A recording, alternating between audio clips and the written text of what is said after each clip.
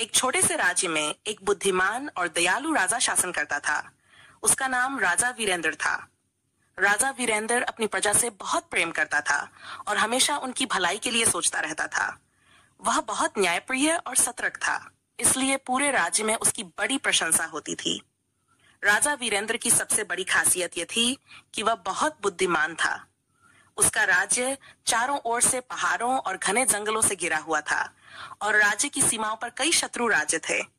उन राज्यों के राजा हमेशा राजा वीरेंद्र के राज्य पर कब्जा करने की योजना बनाते रहते थे, लेकिन राजा वीरेंद्र की चालाकी और योजना के कारण वे कभी सफल नहीं हो पाए। राजा के दरबार में कई विद्वान, मंत्री और सलाहकार थे जो राज्य के मामलों पर चर्चा करते थे, लेकिन राजा वीरेंद्र के निर्णय हमेशा सबसे उत्तम और सही होते थे।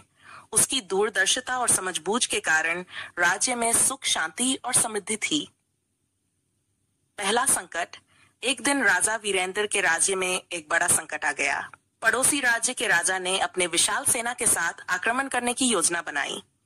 ये खबर सुनते ही राजा वीरेंद्र ने अपने मंत्रियों के साथ बैठक की। सभी मंत्री चिंतित थे क्योंकि शत्रु राज्य की सेना बहुत बड़ी और शक्तिशाली थी। राजा वीरेंद्र ने अपनी सेना की ताकत को अच्छी तरह से समझा। वह जानता था कि सीधे युद्ध में उनकी सेना शत्रु सेना का मुकाबला नहीं कर पाएगी, इसलिए उसने एक चालाक योजना बनाई।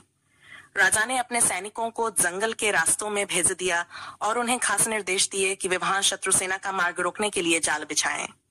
राजा वीरेंद्र ने अपने राज्य के चारों ओर गुप्त मार्ग बनवाए थे जो केवल उसके सैनिकों को पता थे। जब शत्रु सेना राजा के राज्य में प्रवेश करने की कोशिश कर रही थी, तो वे उन जालों में फंस गए।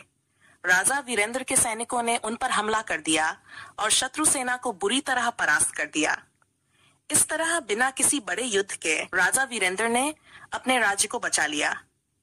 दूसरा संकट। राजा वीरेंद्र की बुद्धिमानी के चर्चे दूर दूर तक फैल गए थे। उसके न्याय और विवेक की प्रशंसा हर ओर हो रही थी, लेकिन राजा वीरेंद्र की परीक्षा अभी खत्म नहीं हुई थी। कुछ समय बाद राज्य में एक और बड़ी समस्या आई। राज्य के कुछ हिस्सों में सूखा पड़ गया और फसलें बर्बाद होने लगीं। प्रजा भूखमरी का शिकार हो गई। राजा वीरेंद्र ने तुरंत अपनी प्रजा की मदद करने का फैसला किया। उसने अपने खजाने से धन निकालकर अनाज खरीदने का आदेश दिया ताकि भूखे लोगों की सहायता की जा सके। लेकिन इसके साथ ही उसने एक लंबी अवधि की योजना बनाई। उसने राज्य में कई नए कुएं और नहरों का निर्माण करवाया, जिससे राज्य में जल आपूर्ति में सुधार हुआ। इसके साथ ही उसने किसानों को उन्नत खेती की तकनीक सिखाने के लिए विद्वानों को बुलाया ताकि भविष्य में ऐसे संकटों का सामना न करना पड़े। राजा वीरेंद्र के इस निर्णय से राज्य की हालत जल्द ही सुधरने लगी। राज्य में फिर से हरियाली छा गई और लोग फिर से सुखी और समृद्ध हो गए। राजा की दूरदर्शिता और समझदारी के कारण राज्य ने इस संकट का सामना भी सफलतापूर्वक कर लिया। तीसरा संकट। कुछ वर्ष बीते और एक बार फिर राजा वीरेंद्र को एक नई चुनौती का सामना करना पड़ा। इस बार समस्या राज्य के भीतर से आई। राज्य के कुछ दरबारी राजा के खिलाफ षड्यंत्र रच रहे थे। वे राजा की लोकप्रियता और न्यायप्रियता से ईर्ष्या करते थे और स्वयं राजा बनना चाहते थे। उन्होंने राज्य के कुछ महत्वपूर्ण अधिकारियों को अपने साथ मिलाकर राजा के खिलाफ विद्रोह करने की योजना बनाई। राजा वीरेंद्र को इस षड्यंत्र की भनक लग गई थी, लेकिन उसने तुरंत कोई प्रतिक्रिया नहीं की। उसने शांत दिमाग से सोचा और योजना बनाई कि कैसे इस विद्रोह को रोका जा सके बिना किसी रक्तपात के। राजा ने षड्यंत्रकारियों को फंसाने के लिए एक योजना बनाई। उसने एक नकली पत्र तैयार कराया जिसमें लिखा था कि पड़ोसी राज्य के राजा उसके खिलाफ षड्यंत्रकारियों को बड़ी रकम देने की पेशकश की है। यह पत्र राजा ने गुप्त रूप से षड्यंत्रकारियों के पास भेजवाया। षड्यंत्रकारियों ने जब यह पत्र देखा तो वे खुश हो गए और इस प्रस्ताव को स्वीकार कर लिया, लेकिन वे नहीं जानते थे कि यह राजा वीरेंद्र की योजना का हिस्सा था। राजा ने अपने गुप्तचर को उनके खिलाफ सभी सबूत इकट्ठा करने के लिए भेजा और जब सही समय आया तो राजा ने उन सभी षड्यंत्रकारियों को पकड़वा लिया। राजा ने उन्हें सार्वजनिक रूप से न्याय दिलाया और प्रजा के सामने उनके अपराधों को उजागर किया। लेकिन राजा वीरेंद्र ने एक बार फिर अपनी दयालुता दिखाई।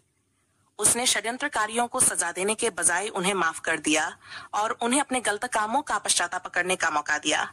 राजा की इस दया और न्याय ने पूरे राज्य में उसकी प्रतिष्ठा को और भी बढ़ा दिया।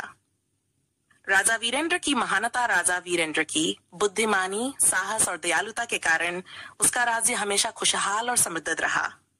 उसने न केवल बाहरी शत्रुओं से अपने राज्य की रक्षा की, बल्कि आंतरिक षड्यंत्रों और संकटों का भी सफलतापूर्वक सामना किया। उसकी दूरदर्शिता और समझबूझ ने उसे इतिहास के सबसे महान और बुद्धिमान राजाओं में स्थान दिलाया।